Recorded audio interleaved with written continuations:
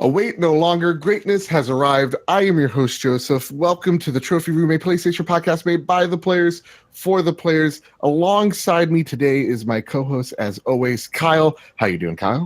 I'm doing great, Joe. It's E3, baby. It's here. And you know what? E3 is all about collaborations, Kyle. Isn't that right? Yeah. And so last week we had Mr. Sean Capri of We the Nerdy, of the Xbox Drive, of Make Us Better. Hey, what's up, Sean? And we had a betting game, and so what if he won? Yeah, and honestly, pretty sure there was Russian interference, so I'm not even going to count it.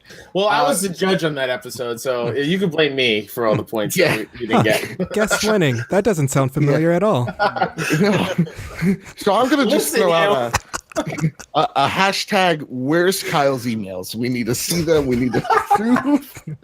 And we heard some lovely voices. So instead of having Sean on the show, who cares? Again, I'm a sore loser. Sean I'm who? proud of it. Sean who? Sean Capri. Sean like Connery, Capri like the pants. And lovely man, but very wrong in a lot of his terms. So with that, I want to introduce our special guests on the show, the three best friends from the Three Best Friends podcast. Mike, how are you doing, sir? Joseph, it's been way too long. I miss you so much. I miss you so much, sir. I love you. How are you? I want to touch your beard. I'm fantastic. How about yourself? I'm great. Thank you for having us on. Thank you. And then your buddy Matt. Hey, how are you doing, Matt? First time meeting. I'm doing very well. Very nice to meet you as well. Yeah. I'm wearing the sunglasses. Bomber down there. No, because it's right here. Just because I am tired of you. E3 is over. I am tired. I'm wiped. I'm cozy. Dude, I hear you there. And then Jake, how are you doing? I'm doing good. I'm not playing Fortnite today, so I'm not stressed. We're good. Usually we have a segment of what we've been playing, and I talk about getting bored about victory royales, and I would say that again, but today's a very special episode because E3 has happened, like you guys stated, and wow, it's a very split conference, right? I think we can all agree. You either love it or you fucking hate it. And so before we talk about what we thought of the show, I want to save that for the very end. I want to talk about our expectations going into it. So I'm going to mix this up. Matt, what were your expectations going into it? 200 words or less. Twitter. Tweet. I don't have a counter over here. Expectations were high. Xbox on Sunday kind of set the bar for this whole thing, because it certainly wasn't EA. Jesus, yes. So going into this, it's like I didn't even know Sony would be able to match that enthusiasm or anything. They definitely did in their own way. Okay. I feel like... So you're pumped. Yes. I was definitely pumped going into it. Excellent. Mike, how about you? What were your expectations going into this? Expectations were low. I expected just the 4 games, and that's it. All right, great. Jake, what about you? Same. I didn't expect much out of anything. I absolutely thought we weren't going to get any gameplay from Death Stranding or much from Last of Us 2 either. So it surpassed my expectations. Okay, Kyle, what about you?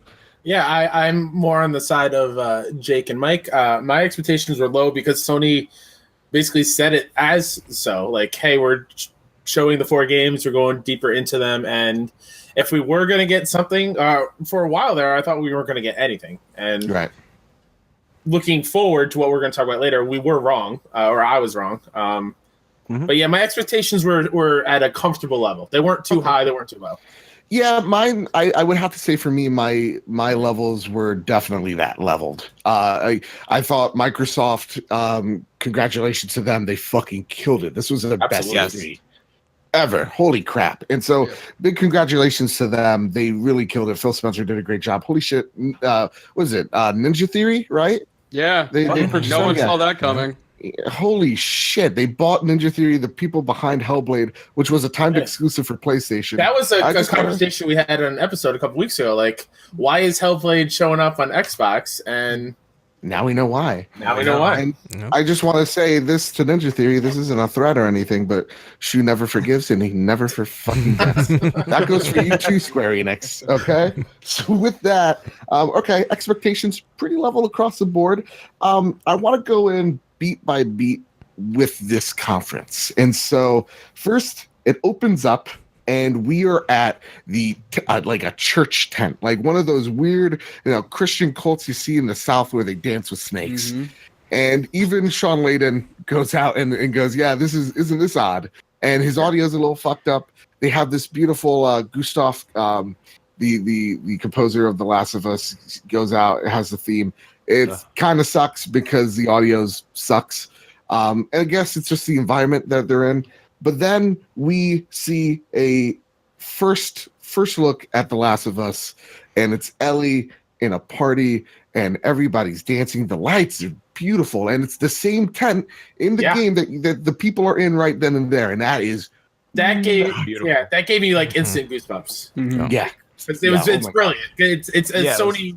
It's a Sony move lately to do those kind of theme things. Yeah, and holy crap, it was awesome. And I want to go on this one point. So the camera's focused on the girl dancing, Ellie just on this, behind the scenes, just watching. Right, she's an outsider. You kind of feel like she's the outcast of the group.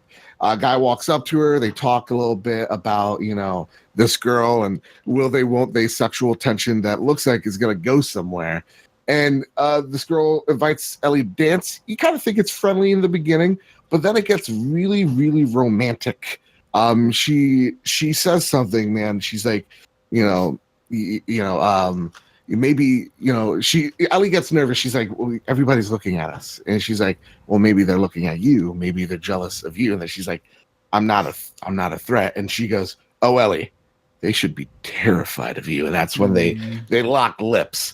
And so we find out there's a little LGBTQ pride up in this bitch with Ellie smooching this lady that we don't know. And in all fairness, Joe, we knew that. We knew. But the amount of people in the theater, the amount of people in the theater that me and Mike were at, there were a lot of people who were like, what? Or even on Twitter, like, really? She kissed a girl? She never did that before. And then the Katy Perry song played. What was the name of her love interest in the DLC? I forgot. It starts with an R. Riley. Yeah, there you go. I really want Riley to show up in this. Well, I mean, she's Dunzo's, right? Yeah. She gets bitch. Yeah, I think she has to put her down. She has a lassie Riley. How? No, never mind. How would she? Yeah, I was like, that was going to be my question. How? Yeah, because in the Left of Us or whatever, the DLC Left Behind. There you go. Left of Us. What the fuck? We could turn left. But yeah, no, they do kiss and people are like, is it gay? But people are like, is it like a friendship thing or like were people like were they really in love? And you kind of now get the sense of okay, that arc's over. We know that Ellie's gay, and guess what? I mean, by the armband I don't give a shit. That's fucking awesome. Yeah. The one thing that I noticed, holy shit, the face animations. Oh my god. I'm gonna start. Matt, you had an audible. Oh my god! Tell me about it. So Tell me about so there's that whole scene in the church tent thing where like it's cinematic, like you would expect for like the facial animations to be amazing in that. But then you get this next scene and it's gameplay, and you're looking at these people's faces like it didn't change. The quality's exactly the same. Like every enemy, every person out there, these aren't like just third modeled people out there that they just make like 5 of them and then they're copy and paste. Yeah. Each of these look individual and they all have different facial animations, and that is insane. Yeah, and God, I could go on with just the facial animations. Yeah, just the AI in general. I'm sure we'll get into it a little bit, but like they truly felt like real people, and they were acting like real people. I don't know if that's just a demo vertical slice type of thing, but them checking under the cars and searching that room, but like even going back to the facial stuff, we'll get to AI in a second. Like, just the littlest movements of like when they're smooching each other. Kids in the rooms try not to get an erection, but you just see the littlest of muscles, right? Like it looks like they're actually kissing, and like the girl, you could tell she's nervous because her skin is slowly blushing. She's like she's fucking nervous about doing this too. And when they're attacking, when they were attacking Ellie, and you could see the anger on their faces. It's intense. Not to sound creepy or anything, but when they're kissing, like you could see their lips move apart real quick, but you also see the girl's tongue move. I'm just like, wait, they can do that in games now? It's just the little things that they do in this game. It's like, you just notice it real quick. You're like, what? But this is Naughty Dog on like it's turning Naughty Dog, everything up. It's Naughty Dog. How is this a Naughty. video?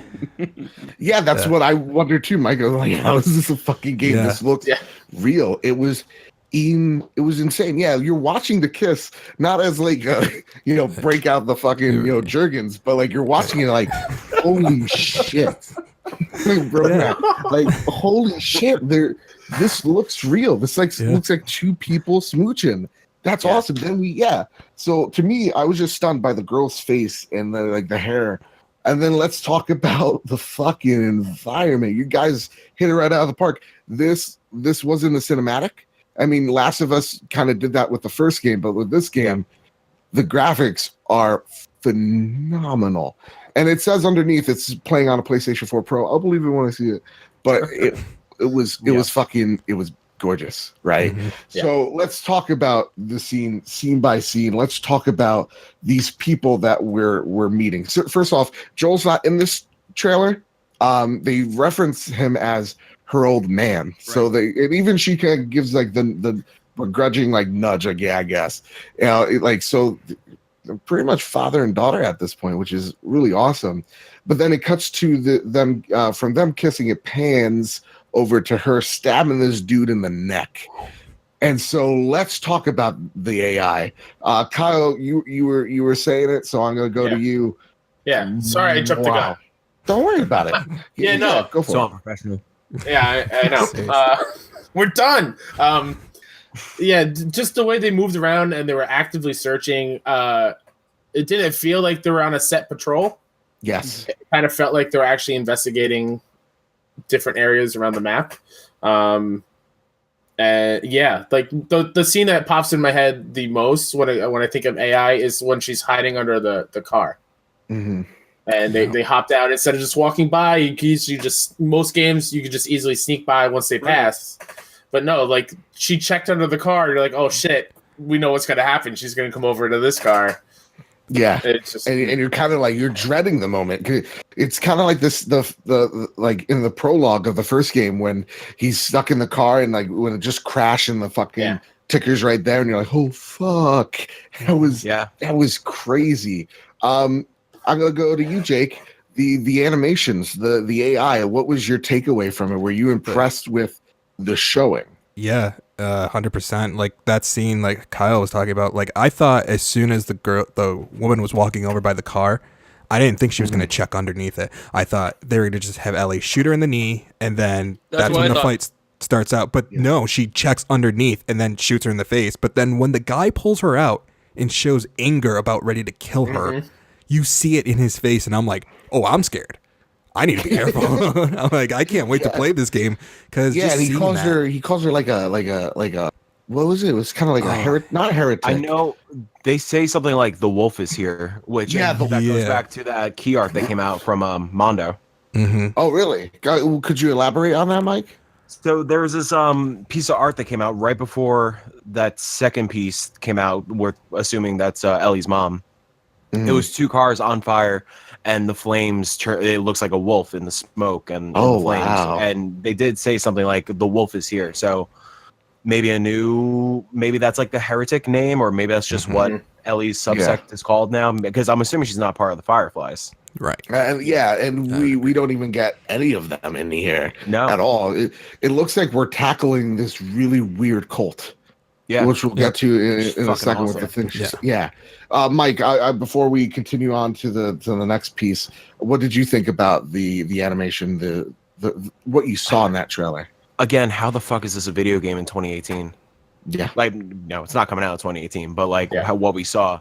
The most impressive thing was when she's in the parking garage and when she gets spotted, and the guy slams her into the car and she's dodging as she's slammed into the car. Like, how is that gameplay?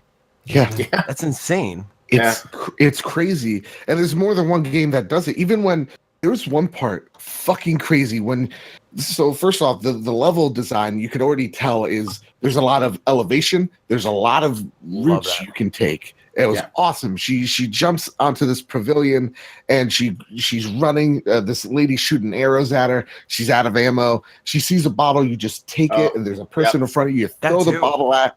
It's so fluid. It's so fluid. There's no QuickTime events, nothing. You're just doing it. And then you grab this woman, you turn her around like a fucking human shield, and then bam, like 1, 2 arrows just fucking right in her. And at this point, Ellie has a broken arrow in her shoulder. She needs to run into this marketplace. And holy crap, you see, as they're coming into this market, her actually yank this fucking arrow out of her shoulder. The crazy thing that I saw was the one question I had walking into The Last of Us 2 is, how are you going to go further with the crafting?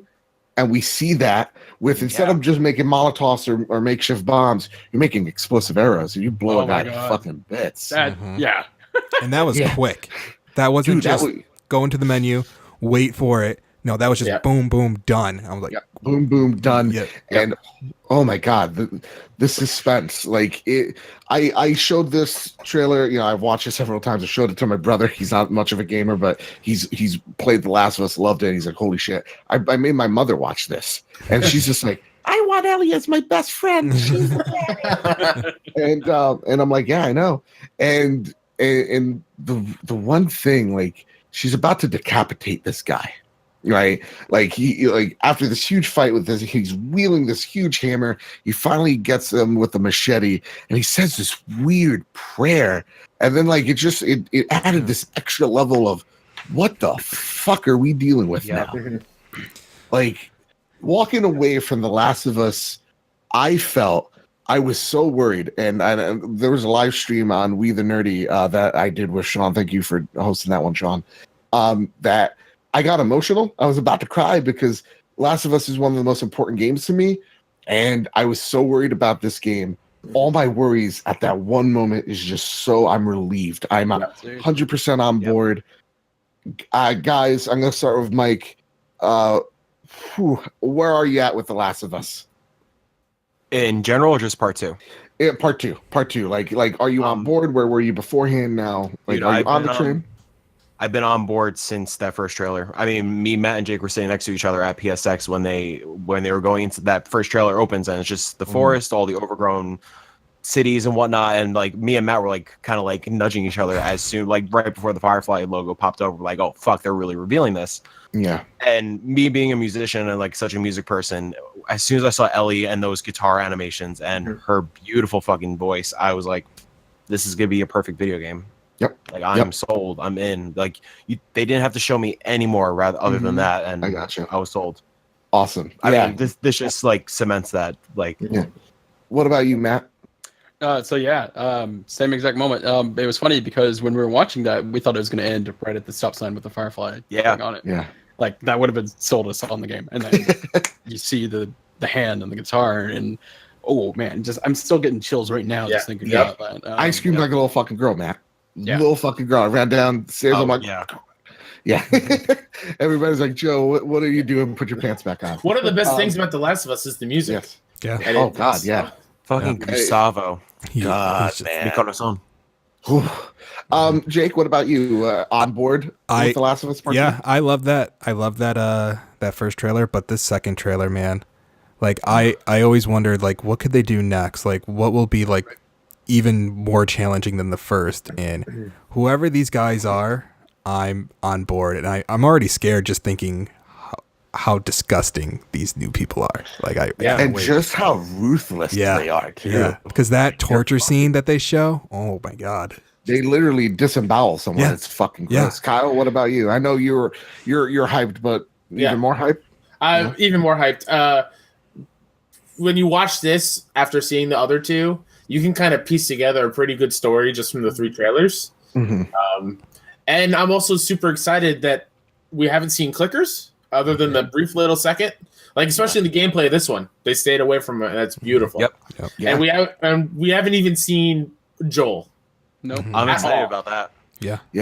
Because I think this story is now about Ellie. Yep. Absolutely. And they want to set the pace for that. Yep. Yeah, absolutely. So let's move on to that. That's possibly not even. It's the best thing shown off at E3. I think we're all in agreement with that. And with that, I want to move towards what happens next, and it's very strange. They start moving people out of the big tent and into an auditorium. Now, moving a couple hundred people from a big ass tent into a big auditorium, that's gonna take time. Don't understand why they couldn't just have the whole press conference there, or maybe just sacrifice the cool factor of holy shit, we're in the tent that Ellie's in. Just show it in the auditorium like you did with Gears God of War. So with that, we move to this press. This not even press. I'm sorry. This interview with the PlayStation blog guys, Sid and why am I Ryan? Ryan Clements. Clements. I gotta say this, guys. This is the worst part of the show. I think this is awful. We literally spend more than 10 minutes talking about. The first question is, what are we going to experience at the show? Well, didn't the show already fucking start? Why are we talking about the show? Yeah. And then they talk about pretty much, and I'm paraphrasing here. Hey, why is Sony first party so awesome? And I feel like for me, those softball bullshit questions is the thing I hate most about E3. And I think Sid's performance, sorry, bro, holy shit, robotic. And maybe that's just the way he talks. I've listened to the PlayStation blog a couple of times, but it was just awful to me. What were your guys' take? I'm going to start with Kyle. Okay. Well, I'm going to throw it back to you, Joe. I want to ask you a question. Shit. Okay. If it wasn't Sid and Ryan asking Sean those questions, like, oh, how great we are, and it's just Sean on stage talking about how great PlayStation is, would it be nearly as cringy? Like, no. Okay. But in that time, what you could have done is, while you're moving people out, show the audience at home something else. You don't have to set the world on fire. You could show some trailers that have already been shown. Or so that they could have done a whole thing with Dreams. Like that's what they did throughout the whole conference. You could have done a whole thing with Dreams, and I would have been happy with that, because I actually wanted to see more of that. Yeah, I did too. Matt, what about you? What did you think of this portion of the show? It actually worked out perfectly for me, because I needed to make another cocktail. He was gone. He was gone. I'm like, I have to watch this? Great. What about you, Mike? I love this. It was weird. I mean, personally, I do listen to the Blogcast a lot, so I love Sid, Brian, and Justin. They're great guys. It was weird that the pre-show was after The Last of Us. I mean, like, the cool factor of them transitioning from the we're in the church. Like, that's really fucking cool. It was beautiful, but like, just kill the fucking pacing. Yeah. At least, like, if they didn't do the 5-day thing leading up to the showcase, if they did the 5-day thing during that period, fine, excellent. Perfect. Yeah, that's what I was going to bring up next. Perfect. It's so weird because first you see Black Ops, it's okay, it's there. And listen, if it's not for you, it's not for you. But the cool thing is that everybody, if you have PlayStation Plus, you can get Black Ops free for free. Yeah. Fuck you, Black Ops. Before that, though, they said God of War New Game Plus. Oh yeah, New Game Plus and God of War, which is huge. Kind of weird. A lot of people want that. Yeah, because you kind of just brushed over it. But holy shit, that game's hard enough as it is. So Black Ops, great. We got Tetris Effect. So the next part is weird because all the games that they showed at the last recap, they just came back. So, like, again, why didn't you just show them here? Because I'll be honest with you, I made a joke last podcast about Tetris Effect and how really we're gonna brag about a Tetris game, and then I have that fucking song in my head, so now I need to buy this. I can't wait for that game. What's that, Matt? I can't wait for that game. I can't wait. Okay, everybody's and then we You're the outsider here, Joe. Listen, I'm on board now. Then we got Days Gone, which I understand why it wasn't here, because The Last of Us, and it's weird. It is weird that they had two post-apocalyptic games that look so similar, and I do think no matter how great the vision is of Days Gone, you cannot get that out of people's heads, and I think it's just a mistake. I think they're trying. I think they're trying their best. With that trailer, they keep emphasizing the world being dangerous, not like the people. Or but them not showing it makes it seem like they're not confident in the game either. Absolutely, that's Jake. the problem. Like they need to focus on it at Paris or PSX. Yeah, and just both. Both. Yeah. Yeah. Paris Games Week, and then for PSX, show us something in depth. And we're Have going a demo, playable demo. Yeah, please. Yeah. With that, too, February 22nd, this game's getting fucking delayed. Oh, God. Anthem's coming out February 22nd. No, I don't think Anthem's. Yeah, Anthem's moving. That's coming out. Yeah. You think Anthem's moving? Yep. Yeah. Boy, something's got to fucking give, because there's like 18 games coming out that week. Yeah. God, my wallet's like, please, Joe, please. I know not Anthem will sell well, but it's not coming out that day. Yeah. No, they were showing concept art when they were talking about it, and it's supposed to We come out had in months. then Black Mirror, which is a Don't Knock Mirror. game. Twin Mirror. Twin Mirror. I'm so sorry. I keep on saying Black Mirror. I don't even know. It looks like it looks like a great cross between the Life is Strange games and then something like Fahrenheit, right? Indigo Prophecy. So cool. I'm on board. And then they show Giant Ghost. So fucking on board. Zoink Games is amazing. And then Beat Saber. And then we get Destiny 2 Forsaken. Guys, what are we at Destiny 2? Can we just say fuck it? That's Jake. I don't know, Joe. It's hard right now. It's hard right now. I swore off Destiny 2, but I kind of want to go check it. I've spent so much money on Destiny 1, and I spent money on Destiny 2. I kind of feel invested in it, but at the same time, like, I really don't want to put more money into it. I'm not spending $70 more on that game. But it's hard to justify another $40, especially really after Division just said, hey, all 3 of our content packs are free. Right. Free raid, free. Maybe this is my time to say I'm done. With it, I know I'm fucking done, because you know what the Division did, which just cemented it being fucking done. Okay, free first DLC. Year, free DLC, all 3 major DLC for the first year, fucking free. I'm in. Division, you have my money. Fuck yes, you have my money.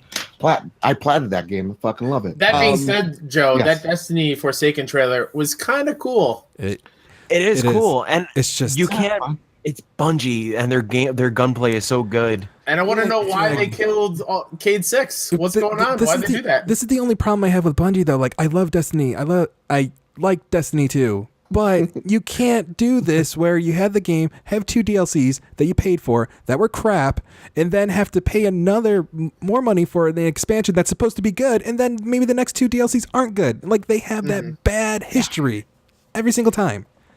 Fuck them. Bungie's dead to me. I'm so sorry. For all the people that worked really hard on that game, your direction is completely off. It's kind of like... Yeah. Didn't they say they're working on their next project beyond Destiny? I think they sure. And I'm still not. Well, no. They're still gonna work on Destiny 3, but they're also working on another game. Don't work on Destiny 3. Guys, I'm gonna be completely honest. Fuck it, we're moving on. We got to see Ghost of Tsushima, and then we saw this guy. First off, I don't think he was Asian. Because he was a beautiful goatee playing this Japanese, what seemed like flute. And I laughed because I'm a child, and it kind of looked like he was doing something with the flute. Beautiful, nonetheless. Very beautiful. I thought he was killing it with that. Yeah, he killed it. Yeah. No, you worked the shaft really well. And then we get to the game. Holy shit, Kyle. Yeah. When you told me they mocapped horses. Yep. That's ridiculous and unneeded. And then I saw it. It was like every game. Put every fucking suit you got on a horse. Yep. Gorgeous. I said it, a little plug for these guys' this podcast.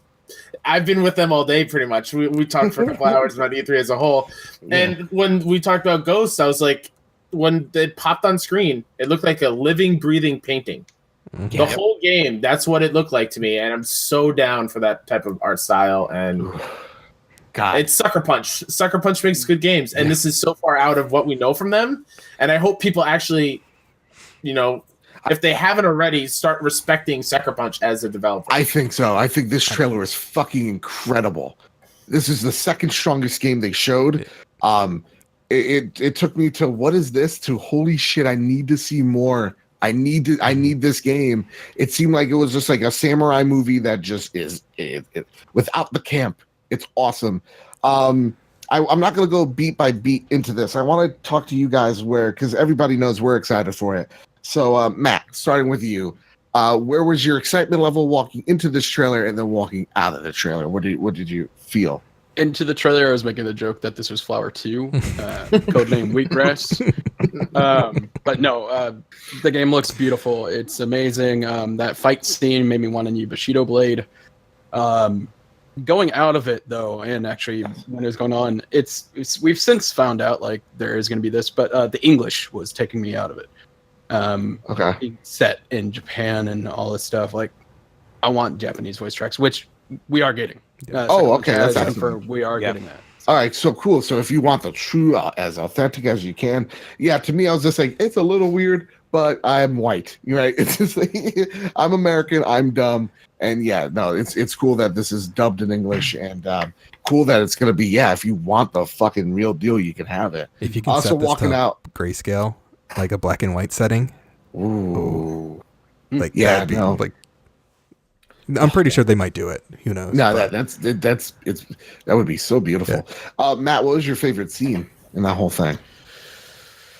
Oh, had to be the fight scene. Between him and his and companion? not even just because of the sunset. It was the leaves. We're watching them fall in on the ground as they're moving, like they're shifting and everything, and the lights, beautiful. the like shining off of them, and it's powerful. Jake, what about you, man? I'm gonna have to go with like the opening setting with the horse, and then he's riding in to the village to save the monk. Just seeing everything, the whole world, and then even the sun setting like before the fight was just amazing. Yeah, and like my friend Sean was even saying, like, whoa, this is dense. Like the field's dense. It's crazy. Yeah. Mike, what about you? Favorite scene and your expectations? That ending fight scene, but more specifically the beginning of it before they start fighting, when they're just calmly facing each other, just kind of setting in, like waiting to draw swords. I thought it was fucking beautiful. The lighting, and as the fight's going on, the flaming arrows coming in and setting the field on fire, and progressively the field catching fire more and more, and then it's beautifully done. Yeah, in the And theater, you can hear them riding up too. Yeah. In the theater, me and Kyle went to the theater experience last night. As soon as she turned, I was like, fucking spoilers, man. Yeah, dude, that it was incredible. This game is that shit's gonna sell. It's so unique, and I think that's what Sony's doing so good, is that the games that are selling really well, they're fucking unique games, man. Yeah. Like Horizon, who's fighting robot animals? Shout out to Sucker Punch for fucking going from Sly Cooper to Infamous to this. Yeah, man. What the fuck? Dude, I know. Then we get to Dreams, and it interludes. It's just a guy playing, I think, like a little banana playing like a guitar or whatever. Our friend Rybo for the Make Us Better community is like, this is the fucking best part of this whole conference. I agree with that. Yeah. Like, dude, I awesome. loved it. I loved all these little great. interludes. I thought they were brilliant. And then we saw Remedy's new game, which is Control. Looked a lot like Quantum Break. Yep. Yeah, Except way better. Exclusive. Well, how so, Mike? Because to me, I was just like, oh, great, more Quantum Break. Yay. It's weirder. You think? Yeah, it looks way weirder. Like fucking dudes crawling out of the ceilings and just dropping in. Like, fucking I'm in. Okay. What about you, Matt? Are you into this whole? Quantum Break. I still need to finish that game, but the one thing that was missing for me personally was paranormal. Remedy at their best, even Max Payne, there's still a little bit of paranormal in those games. Yes. So them doing this looks like Quantum Break mechanics, but looks like there's paranormal. I'm all in. Jake, what about you, good sir? I think this is going to be a cool, weird one. Like, it looks very interesting, but I'm a little hesitant, but we'll see. All right. And Kyle, last but not least. Yeah, I think it looks rad. I like the setting. I like the weirdness of it. I want to know more about it. I don't know if it's at E3 the rest of the week, like if they're showing anything off, but if they do, Ryan check it out. McCaffrey played it behind closed doors. He has impressions going up soon. Oh, sweet. Yeah. Well, there you go. You know, he's gonna buy another Tesla with that video. And that was a 2019 game, right? They put 2019 or not? Yeah. I'm not completely sold on it. It just looks like more Quantum Break. I played Quantum Break. I didn't like Quantum Break. Now, if they take the gameplay part and they put that paranormal shit on there, more movie walls, maybe even movie fucking ceiling, and take out the TV bullshit nonsense, then maybe I'm gonna like it. But yeah, totally. With that, then we get a fucking trailer. I was in for, man. I've never fucking played this game in my life. Oh, Mike was punching me in the arm the entire time. I was stoked. No, Mike, you tell us what this next game is. Motherfucking Remake 2? God damn, this game looks fucking rad. Dude, it's like Resident exceeded Evil all expectations. Yeah. So what is it about Resident Evil that makes your loins very, very, very tense? Just how fucking creepy and weird. I mean, I grew up on Resident Evil with the movies. I played those games way too young. And since then, horror was just in my fucking blood. You know? All right. And the fact that this is like remade like Resident Evil 4 over the shoulder, hell yeah, man. All right. And that it looks stunning. Yeah. Oh, God, yes. Oh, absolutely. Jake, what about you, man? Have you played Resident Evil? Are you into this? I'm a huge Resident Evil fan, and just finally we're getting a remake of 2, because I tried playing 2 like about a year or so ago, and I'm like, I can't do it. I can't do the tank controls. But I've always loved Leon as a character, and I've always wanted to get back into 2 and just see more of him. So just to see this updated look, and even some of the gameplay that they showed looks really good. It's a beautiful, disgusting game. I'm just not looking forward to seeing the lickers in 4K. Oh my God, my friend! I was watching my friend Joe after work stream on it, and he was streaming it off the fucking GameCube, and he was just like, yeah, like lickers are the thing that scares me the fucking most in this game. Yeah, they're frightening, and I'm like, dude, it's tickers for me. He's like, wait till you play this game. Oh my God, it's bad. It's bad. Matt, what about you? What about you, man? Me? Yep, you. I'm talking to you. I'm all in. I was hoping it'd also be able to do VR, just because playing Resident Evil 7 VR was a game changer. I understand why it's not. But yeah, lickers back when you're a kid, when Resident Evil 2 came out, that was the most terrifying part of that game. Like, you had no idea that was coming, and is in the home. Like, what the hell is that? And I'm so looking forward to being scared all over again. Oh man, what about you, Kyle? You in? Oh, I'm in, and I'm one of those kids who was not allowed to play Resident Evil when I was younger because my parents wouldn't get it for me. Yep, But when I was older, I played Resident Evil 4 and loved that, and the fact that this has got that over-the-shoulder type of look to it. I'm in. From the moment you see the PS1 in this trailer, I'm like, yep, let's go, let's do it. I'm in. Never played this game before.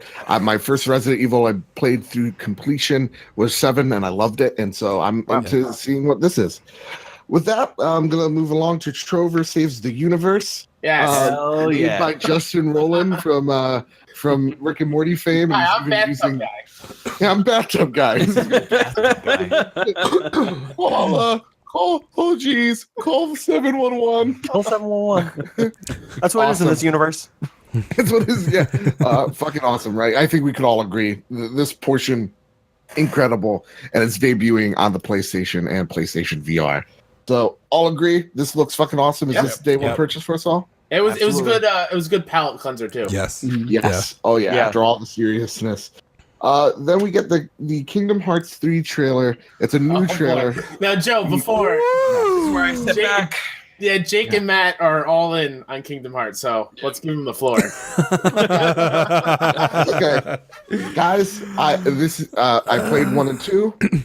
They're not my game. They are my game. I loved them as a kid. Seeing this game though, the dub scares the shit out of me. Those voice actors, it was very shitty.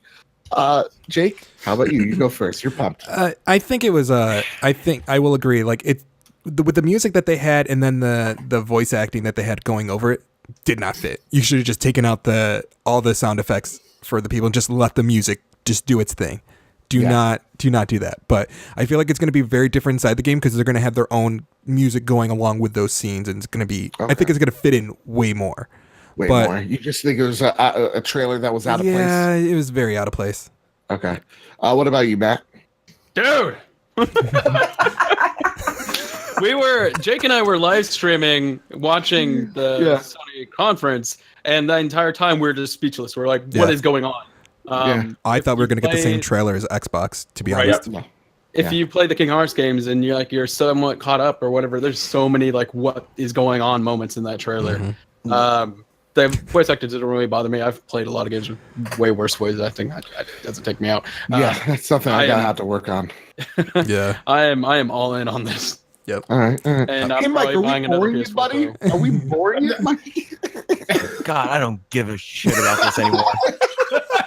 I am so over it. He's heard it 3 times. He's gonna listen to our limited edition. He's like, I'm done with Kingdom Hearts. Yeah, Mike, if you want to check out, that's fine. This is the trophy room, man. Get a Vita or something. Don't bring out the Switch. I was just holding a Vita. Oh, okay. Yeah, it was in a Switch. The true Vita. Yeah, seriously. The Vita too. Yeah. So, okay, you guys are pumped. I'm excited for you. Yeah. I'm excited that what is it? 1.5. 2.5, 2.8, 3.5, and 3/4, and 3 will be included in the PlayStation game. Awesome. Yeah. And I think that's the thing that actually sells me is that actually, you know what? Maybe I buy this game in January, play it in the summer, and that'll be my summer game. And that's all because I loved 1 and 2. Maybe these games are going to get me back in. Limited console looked bad, but You think so? Yeah. fucking awful. Oh, dude. Oh, no. The controller's No. awesome. The controller face buttons, Yeah. it's like the PSP. It's black and white. Yeah. Oh, I didn't see that. Okay, Yeah. well, maybe, We're mainly buying this console just for the control. We're dumb. You know what's bad. real fucked up, guys? You could buy the God of War controller on the European stores. It's fucked up. Oh. Yeah, Why Real do they all fucked up. get the good stuff? Man. I don't know. Fucking ask Angela Merkel. So okay. Really quick, going back Yes. to the whole Kingdom Hearts bundle thing, it was really deceiving last night. I thought like you pre-order or you buy Kingdom Hearts for the $60 and you get those games. Oh, It's not. $100 It's $100 for the bundle. Which is, it's probably the It's a same good price. deal. So you could, it's a good deal. Right. Yeah. But And just- it's out now. And if you buy it, like you can play 1.5, 2.5, 2.8, and then when 3 comes out. And also, like, Yeah. it's Yeah. really odd that that's a PlayStation thing. Because right? they're not Right. Xbox. it's real odd, but I'm not complaining. Why are I you think putting it's Kingdom Hearts 3 on the Xbox One if you're not going to give them this collection? Yeah. I don't know. You know what? That's- That's a topic for the It Xbox is. Drive. Hi, Yeah. Sean. Thank me later. Then we got another Dreams interlude with like leaks and they're singing and they're yelling. And Yes. So good. guys, why the fuck do I care about Death Stranding? Because honestly, how many trailers? I don't give a fuck. I'm gonna be I honest with you. wanted no gameplay. I wanted no gameplay, and I would have won. I don't have a vendetta against Kyle or anything. Nothing. I do. It's fine. A walking That's- simulator. That's all it is. Yes, and I think that, and even the walking animation. Look at it. Wow, that is a predetermined path they're taking. We just talked about The Last of Us and how it seemed like everybody was walking, and it wasn't a set. This seemed like there was literally one time he's walking and then it kind of like cuts and he just walks fucking diagonally. Really weird. The walking animations were odd. This game is not a PlayStation 4 game. This is a PlayStation 5 game, and honest to God, as much as I want to root for Kojima and say fuck Konami, I could give a fuck about this. What about you, Matt? Are you on the same boat? Do you not give? No, I'm all No? in. You're all in? Okay. Okay, good. I've followed him for years. I'm not totally, whatever the word is. I think Guillermo has his hands in this, just because Okay. the horror scenes do feel like horror. There's horror scenes. Well, so like conceived horror. The creatures. Oh like yeah. handprints and stuff on the ground. Oh yeah, that was cool.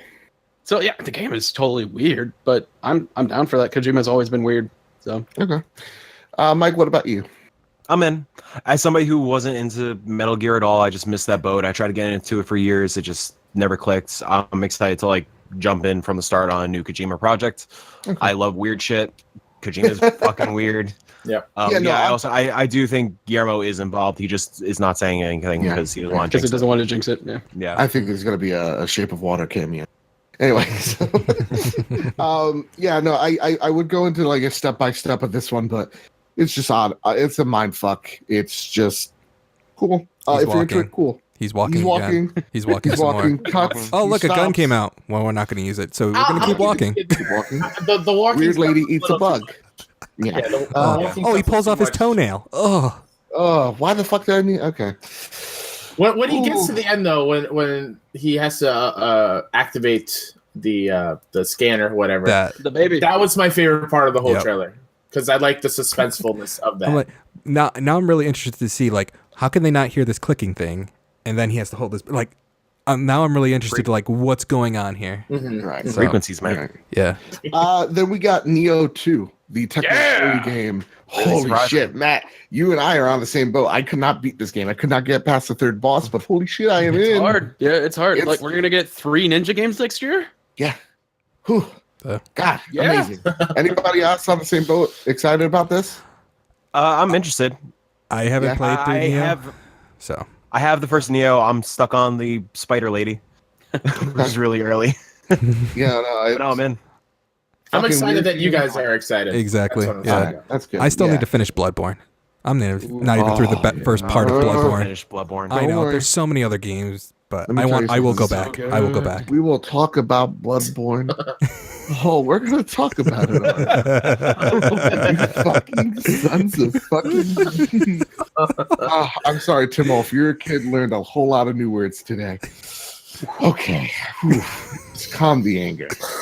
Spider-Man. Let's talk about Spider-Man. Let's talk about. Now, before we talk about Spider-Man, you said earlier that Ghost was your second favorite thing. Yes. I'm shocked that Spider-Man isn't number 2 or even number 1. So as we know, and you guys, I'll fill you guys in. The famous web slinger swings his way onto the trophy room, and he likes to plug the game so much. I wasn't even thinking of that. Yeah, no, and he's like, last time he was on the show, he plugged Enter the Spider-Verse, and he plugged the game coming out. He didn't even know when the game was coming out, Kyle. Ridiculous. I know. So, honestly, no, I loved what I saw here. It was just holy shit. Ghost of Tsushima was like a blank slate of expectations where I know what Spider-Man. So yeah, just to get in on my mindset. So Spider-Man, it's a jailbreak scene. It's kind of like he's going into God, what is that island prison? The raft. The raft. Yeah. The raft. Okay, cool. He's going in there. There's a jailbreak, and holy shit, holy fuck. Who wants to tackle this, or else I'm just gonna talk for 40 minutes. So okay, I will say this: like, how good does this game look? Fucking and this comes out in a couple months. Yep. Yeah, this is a fucking dream video game. This is this is what I wanted since Spider-Man 2. Yeah.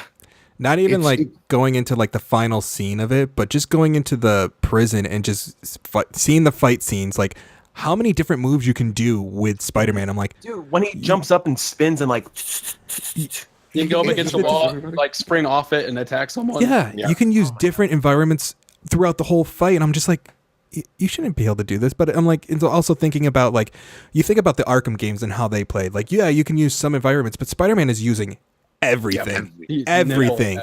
It's taking that fight up to a whole notch. I'm like, this really makes you feel like Spider-Man, and I haven't felt a game like that in a long time for Spider-Man. What about you? Oh, sorry. Go for it, Mike. Oh, I was gonna say the fact that every couple, maybe every 15 seconds, we got a new surprise of, oh, it's Electro. Oh, it's fucking Rhino. Oh, it's fucking Scorpion. Oh, it's fucking Vulture. Like, are you serious? Yeah. And obviously, and they very clearly said like, oh, 5 of your worst enemies. I was like, oh, who's 6? Where are you? I have a feeling who it is, but we can discuss that later. Yeah. I do too. I loved it. The combat, like everyone's saying, looks fantastic. I can't wait to do it. But the thing that I loved more was the chase scene when he's chasing after Electro. Just how fluid it was when he's swinging around and jumping on falling debris. And oh my god, yes, yeah, so good. God. Like this has to be the people who did Sunset Overdrive, right? Like I know it's oh yeah. Easily. This is the team that did it has that, to be right? that team. Yep. Has to be. Or at least the creative leads. Because, the one thing that I was fucking amazed by is the chase. Like, the action was fun. It was fine. But we go into the chase, and holy shit, you're jumping on debris. Like, explosions and debris, and you're lifting yourself. You're propelling yourself literally off of a fucking explosion. It looks like a movie. Like, it looked like a movie, and the one thing that people were really afraid of were those quick time events that we saw in the first gameplay trailer, and they weren't there. You were literally, you're just swinging, you're just chasing this motherfucker at this goal. Jesus, it was spectacular. So yeah, no, for me, well, you see wordplay. So yeah, no, I am. Oh my god, I'm bored. My question for you guys: you think this is gonna surpass God of War? For me personally, yeah, personally. it's So gonna during our God of War podcast on Three Best Friends every Monday and Friday, these guys were up to questions like, yeah, this is God of War is the game of the year, right? I was like, I think Spider-Man's gonna pass it for me. Spider-Man is my dude. Spider-Man I grew up with the weird ass villains like Kraven and Mysterio and stuff, and it seems like we're getting the B tier villains in this game. I can't wait. And Insomniac is the perfect studio. As soon as I was playing, like when playing Sunset Overdrive, it's like, can I just swing? Like, give me webs. And I'll say this: like going into God of War, I played all the God of War games. I didn't really care about any of the story because the story wasn't really anything. But they made me care about that. Like that game made us care about Kratos. Yeah, Spider-Man I already love, so very easily this could be Game of the Year. Yeah. Okay. So would you check? What about you, Kyle? It's gonna be a tough battle. God of War is such a high level for me. Yeah. And unlike you guys, Spider-Man, I didn't read the comics, didn't watch the cartoon when I was younger, so I was late to the game with Spidey. I love him; he's fantastic. Yeah. But I think just from a game perspective, I think it's going to be such a polished thing, and it's going to be a ton of fun. And the stuff they even showed after the conference, like the gameplay stuff, that super excited me. So it's going to be a tough battle, but I think it's going to be between those two for me. The thing that made me think that, or the thing that gave me confidence that this is a perfect video game, is when he's walking on the street and does the. Yeah. Like that's it. That's all I needed. Dude, Spider-Man is in this game. The thing that supplanted it for me is literally the Game Informer shit where he's the fast travel is him on the subway. And he's just like this. And this game's fucking amazing. Oh, I can't wait for photo mode in this. Yeah. Yes, man. Dude. Where it's like literal selfies. And like stuff. literal That's selfies. awesome. Like he'll have the camera and he'll do something like that. Oh, please, hands down. Please. Oh my god. And then that's it.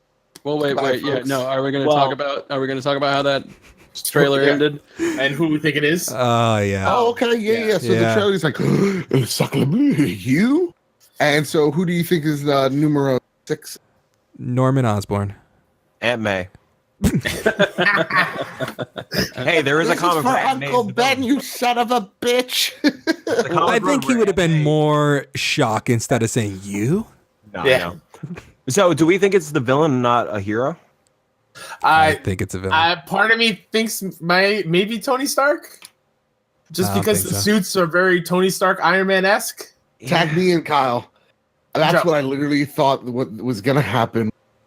You, and then we see Iron Man fucking compulsion blast these motherfuckers, and then it was going to reveal that Spider-Man's in the same universe as the Square game. Then we're gonna see the fucking Square game. That was a game that was gonna set us off, and then it got an ending. So to me, I was just like, yeah, I don't care. It's a mystery.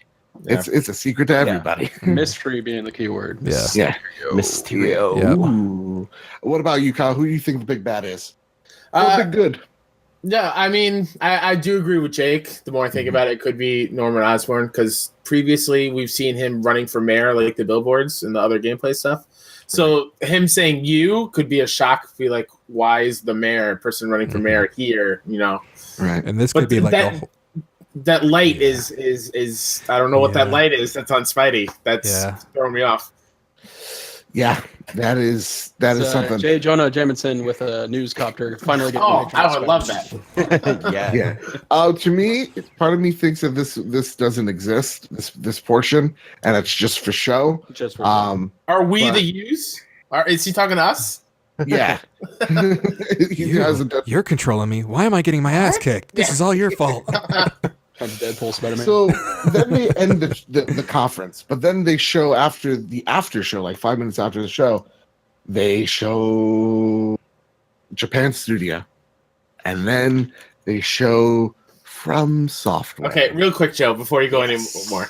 I watched your live reactions with Sean before we came on, and we got to that point, and the pure joy on your face when you saw Japan Studios and From Software, and then I knew what was coming. Yeah, and because I knew you wanted Bloodborne 2. I knew you wanted it. But then to see the hope and joy fall out of your face, I felt so bad for you. in their defense, Yeah. Sid did say a VR game from Yeah. Software, so I knew. Like, thank God he said that, or else I think it would have been worse. It was So really it's on worse. me. I'll say this. It's on me because me and Sean were talking over the disappointment, and I was the anger. Don't fucking do that. Don't ever fucking do that again. Don't you fucking dare. Just, why did you do this to me? I do find it weird that it wasn't part of the conference. That's a big deal. A absolutely. non Souls-like VR game from Software. Yeah. We also had a full VR reel after the conference ended. That too. Like throw why that in was the that not conference. in there? Yeah. And then they had the Weird. Dreams team talk about Dreams And show do a it demo. off, and do a demo. Yeah. Okay, guys. So expectations. Some of you were leveled. Some of you were hype as F, as the kids say, right? Don't even know what that What- means. I don't even know. AF. I don't know. So anyway, And Frank. I'm gonna start with you, Mike. Where did you leave after this conference? I was kind of blown away because I got way more than I expected. Okay, that's right. Your Remedy expectations are like, I'm gonna see these games. I'm gonna see and the 4 that's it. games and that's it. Yeah. Remedy and Resident Evil stole the show. I tweeted this out yesterday. I seriously think the Dream stuff was the best stuff of the show. That's one of my most anticipated things coming out hopefully this year. I kept telling the Kyle during the show, I was like, this means they're going to drop the beta tonight or something. Yeah. They have to. That was was like great. one of the biggest bummers for me, but I could wait, take your time. I want Media Molecule to succeed. But no, I was stoked. Okay. Yep. So then I'm gonna go to Jake. After the conference, how you feel? I felt great. I think between Spider-Man and Last of Us, I was like, I knew what I was going to get out of that, but they exceeded. But I'm sorry, Kingdom Hearts 3 stole it from me because I didn't think I was going to get anything else out of that. And because we've seen it through Xbox, we've seen it through Square, and we're just like, okay, those 2 trailers, we're not going to get anything. And then they just show so much in PlayStation. I was like, oh, we get a lot more, and to show how much more in depth this game is. I'm wondering how big this game is now. So it exceeded my expectations. Yeah. During the Square stream, we made something, and now this has to happen. This needs to be canon.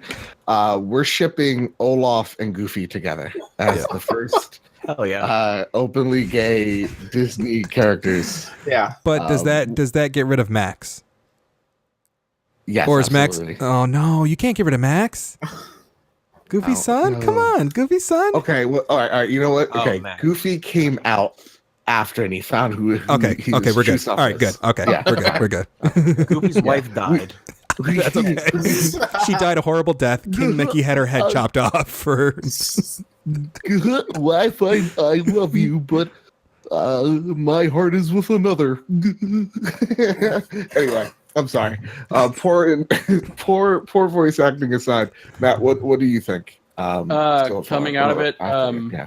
I thought it was a great conference. I still think Xbox had the best showing this year, which says a lot. Like Sony did blow us away with everything that they showed, but just the sheer amount of stuff that Xbox came out with, and this is exactly what they needed to do this year. I loved it, and I'm not so I think that VR from Software game could tie into Bloodborne. It could. Hashtag doubt it, but one could dream. I would want to. I want to believe so bad. I do too, dude. I want Bloodborne 2 just as bad as you, but like that new game that they debated, the Ninja one, that looks dope. Oh, I'm dude. about that hook shot. Holy shit. Oh my god. So I think it's called Sekio. Yeah. Yeah. Shadows Die listen, Twice. I'm gonna mispronounce shit, especially if it's Japanese, unless I do a very stereotypical accent, which I said my lawyer told me not allowed to. Don't do that. But it's called Sekio. Anyway, and I'm getting sued by Already did it. Yeah. Kyle, your thoughts walking out of this conference? I fucking loved it. They killed it out of the park. I sent out a tweet afterwards. I said it's the same. I gave it the same score as Xbox, 9 out of 10, because Sony did what they said they were going to, and we got so much more than what I expected. The fact that some people are saying, no dates or whatnot, that does not bother me at all, because I saw gameplay. E3 is all about games, so I saw those games being played, and that's all that I care and want to know about. What happened when? Sorry, I'm just saying. What happened before when Sony put out release dates? They got pushed, that's pushed all the time. And Sean Layden said at PSX last year. Someone asked him the question. I think Greg Miller actually asked him the question.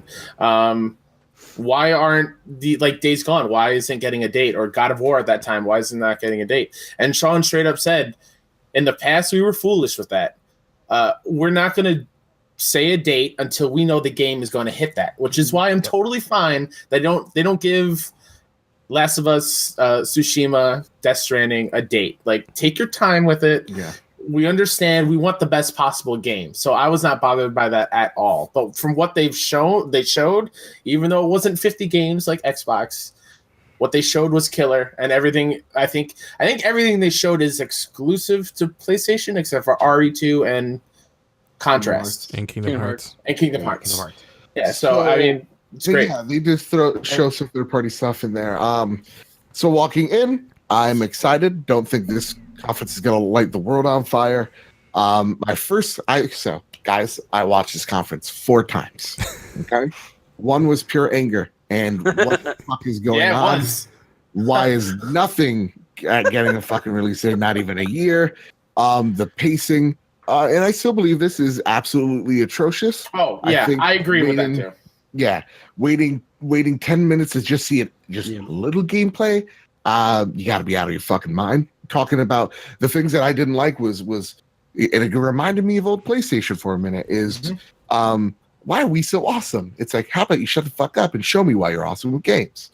I think that part did not need to be there. I don't think the PlayStation blog needed to be there. I think what they needed to do was show the audience that is at home games, and the audience inside show them games as well. Like again, that brief interlude between or sorry, the long one between the two moving people to place to place. Show us gameplay we've already seen. Yes, you're gonna get your critique, but at least the pacing isn't gonna stop. At least you could give people time to breathe. Maybe give Giant Ghost a little bit more of a spot after such a dark thing that was The Last of Us, and then break it up. I wouldn't mind if instead of showing 6 fucking games for the last week, those games are there and you're watching them as people are getting seated. I wouldn't mind that.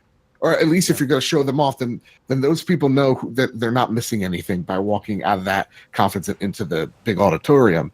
So I think the pacing is what killed the mood for me.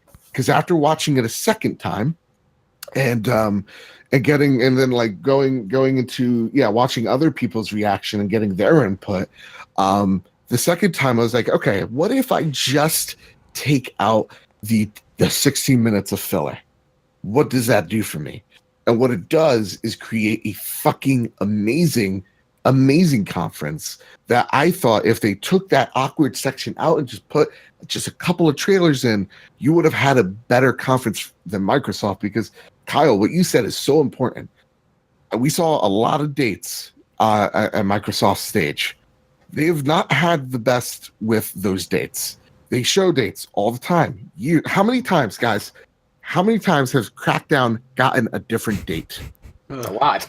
A lot. Yeah. Too many times that I could count. More times than there's actually games, right? In that series. So to me, actually your argument, Kyle, is, now that I think about it, you changed my mind right here, right now, is we saw a lot of dates.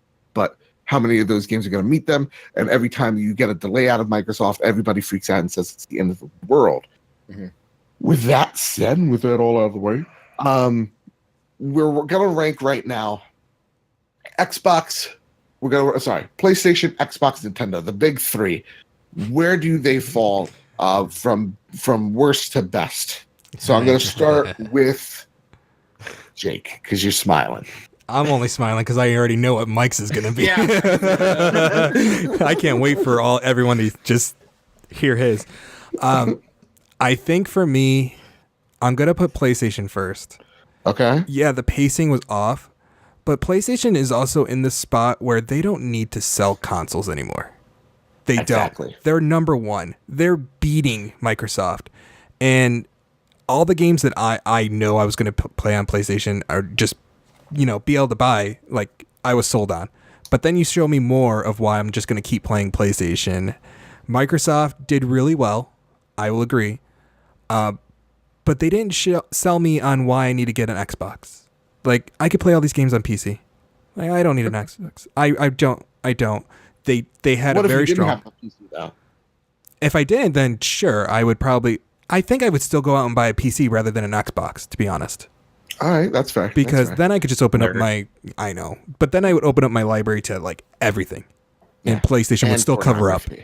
And pornography, yes, because that's that's why it's the PC Master Race. It's not personal computer; it's pornography computer. Yeah, that's all. Exactly. And then Nintendo is last for you. Why is that? I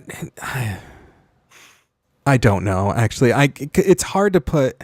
I feel like Nintendo needs to go on a separate list on its own, to be honest, because I got what I wanted out of Nintendo. I'm sold on all these games that are coming out, especially Hollow Knight being today. I can't wait to play that game. That. Yeah, I can't wait to play that game. And Smash, like, that's all you needed to show me was Smash. But I know where my system is for Smash. But it's just, it felt like it didn't really feel like a conference, to be honest. Like, I feel like I need to wait a couple more days to even see more games that they're going to announce. Like, they're not announcing everything right then and there. But it was like a direct in a way. My bad. Matt, quickly, you're out of the three, Microsoft, Sony, or Nintendo? Which one? Where do you rank them all? Nintendo had to be last. It felt like that whole thing just felt like it could have just been about Smash, which I would have been fine with. Just make E3 about Smash Brothers. Like, that game's gonna be huge with the roster, and like I would have been fine with that. I was disappointed because I thought we were going to see things that weren't there. I'm not excited about the Pokemon game coming out this year. Sorry, Mike. So that was last for me. And it's really difficult to say like who did a better job, Sony or Microsoft. Sony, like, everything they showed was top notch. Everything was amazing. I think the only reason I give it the top spot to Xbox is because they actually surprised me a lot more. Like, almost everything at Sony we knew we were getting, besides like Control, Neo 2, and the new Kingdom Hearts 3 trailer. But almost everything at Xbox, we didn't know anything going in. And they showed a lot, and then the 5 studio acquisitions, all that stuff. Yeah, Microsoft had more stakes. Yeah. Don't worry, I'm going to save the best for last because I really want to hear what Mike has to say. But I'm going to move to Kyle a little fast. Where are you ranking all these? Again, I'll just continue the trend. Sorry, Mike. Nintendo's last. It's just Nintendo only had a few things for me. Yeah. Whatever, Mike. They had a few things for me. Smash is cool. But this isn't a Nintendo podcast, so I won't get into that. Praise be to shoot. For PlayStation and Xbox, I graded them the same. I think they both did what they needed to. Xbox's big problem was they needed more exclusive studios, and they knocked that out of the park. Especially taking one that was on PlayStation and kind of stole them from us. Great, happy for them. That is the reason. Happy. No, I'm just saying, like, that is the reason. That little section of that conference is the reason that I might buy an Xbox because they're committing to, next gen for sure. But like, they're committing to exclusive games, and that's what they were lacking.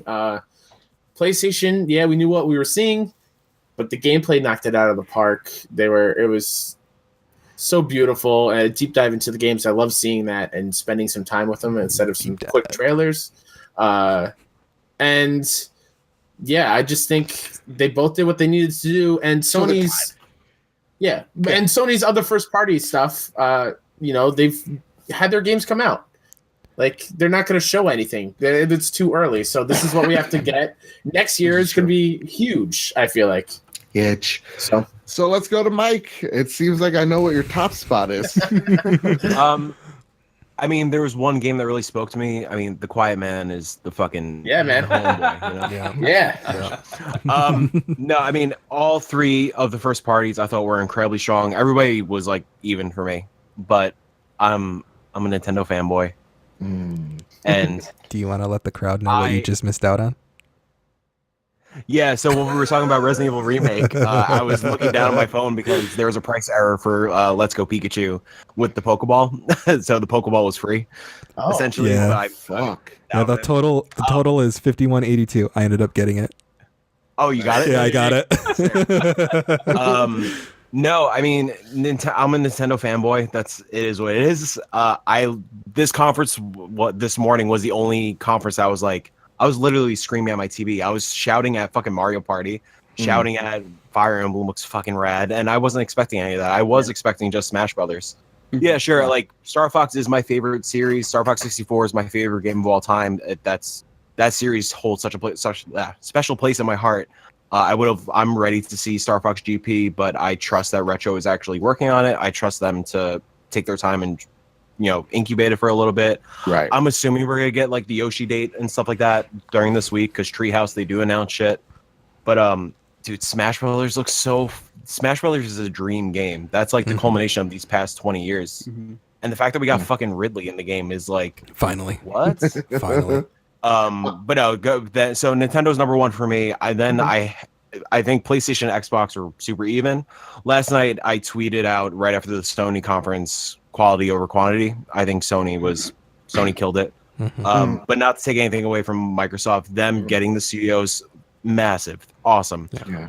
I'm super hyped for Forza Horizon 4. I love the Horizon series. But yeah, I wish I saw more first party stuff, but they're setting up for the next gen. I think Phil is going to absolutely kill it next gen. So first off, I just got to say, brief interlude. This is the PlayStation Trophy Room PlayStation podcast made by the players for the players. Someone shoot me that link for the Pokeball Plus. And with that, I have to say this. It's dead. I'm sorry. Yeah, it's been dead. Yeah. I just see an email, notify me email bullshit. So for me, all three of them did solid. So saying worse and best is like it's literally fucking apples and oranges type of deal. Don't take it to heart when I say worst. To me, Nintendo is on the last spot, not because it wasn't good. It was actually, I liked it a lot. I just kind of feel like the Smash stuff kind of after minute 15, I was done. I was like, okay, I know what you're doing now. Now you're speaking to a totally different audience. What it was a Smash Direct, but letting everybody know it was a sequel, which I feel like they needed to do. And, they did let us know of, I believe, around 30 games coming to the Switch from right now to next E3. So I think they did the roadmap perfectly. But at the end of the day, I know I'm going to get all those games, but it kind of goes back to what Jake's saying is where my heart is. And though I love Nintendo and I love the Switch, some games were hits and some games were misses. And it did feel like a bit of a Smash thing, but I know where my heart is, and that is with PlayStation. And so PlayStation second for me on this list because of the horrible pacing. The pacing was bad. I can't, if I'm giving a grade to the quality of the performance, that is going strictly to Microsoft and number one. Performance wise, they did exactly what you needed to do. There were very few lull moments in a 90-minute show. Microsoft's conference was it was 100 minutes long. And there were some times where I'm like, I'm getting a little bored, but they kept on amazing me every step of the way. And yes, a lot of those games are headed to PlayStation. Most of those games are. Devil May Cry 5. Microsoft. Oh God, yeah. Console exclusive. But to me, it's about for Microsoft fans, you got what you desperately been wanting for years, and I think that's what E3 is all about. Is about pleasing their fans. And I think Microsoft did that the most. Now, with all that said, when it comes to the quality of games, yeah, it wouldn't even come fucking close. I think if the pacing was just better, you had game after game wowing me and amazing me. It was just the pacing that I was so frustrated with. So at the end of the day, was this the best conference? Absolutely not. There's a lot of things that would have changed, but it isn't as terrible. I am in this happy middle ground with the PlayStation conference where I see its flaws, and I think Sony, and I'm optimistic for the way they've listened to take those concerns and address them next E3. I don't think you're going to get what we got this year. I think they're going to kind of course correct a little bit. But if I could say this, I'm cheating. Best conference this year was again Ubisoft, because I agree with that. We saw gameplay trailers, and then the gameplay, and with the devs talking about the game in between, and then another trailer. It was fucking perfect. Yeah, that was like classic E3 conference, and I miss that now. I want Sony to do that again. I miss that. That was the most human emotion presentation throughout all E3, because just even seeing the reaction of, I forget her name, but after Beyond Good and Evil was showed, and she just yelled, or she's like so super excited that we nailed it, it, and it's like, that's what we need. We don't need all this robotic crap and awkward pauses and just everything awkward. But and then just like at the end where they brought everyone on stage and just that's what we need. That just show you're human. Like that's why I will always support. Something that we're super excited on when we talk on the trophy room is like when we get a chance to see these developers actually get the praise they deserve. Yeah. And I think I agree with you. I want PlayStation to go back to that. I want to see them up on that stage and be so overwhelmed with emotion because all their hard work is about to be shown off. And it's missing a personal touch. Yeah. Is what it. I feel like E3 is like their business side, and then when they get to PSX, then they can finally be human. They can, do all this for the fans and actually have all these people on stage. Like that's why I really appreciate PSX, being able to see all these developers and everybody else. And I loved PSX last year. Yeah, It's just those chairs were uncomfortable. But exactly. But with that, I mean, you guys going to PSX this year? I am. Yeah. We're gonna try. Yeah. I'm gonna try as well. I am too. So with that is our E3 episode. I hope you guys all enjoyed it. You can find us on YouTube at Bad Bit Games. You can find us on iTunes at The Trophy Room, where you can rate us 5 stars. Please write a review. It helps us out, makes us grow this big, beautiful community that is The Trophy Room. And there's a little segment that I like to do called P.S. I Love You. Aw, what's up? And I want to say a big shout out. P.S. I love everybody who joined the streams this whole E3. You guys made my E3 the best E3 ever. Seriously. We had so many people. It was insane. It was awesome and so humbling. I saw Bobby Miller in the chat. It was great. Everybody was having, hey, what's up, dude? Everybody was having just such a great time. My dog is like right now barking his brains out because he was enjoying himself too. So yeah, thank you all so very much. Seriously, my dog is he's angry. He's like, Jer, shut the fuck up. But with that, find us on Google Play, SoundCloud, and all that. Guys, I don't know which one of you want to plug your show. You can Matt, find. Go for it. Oh.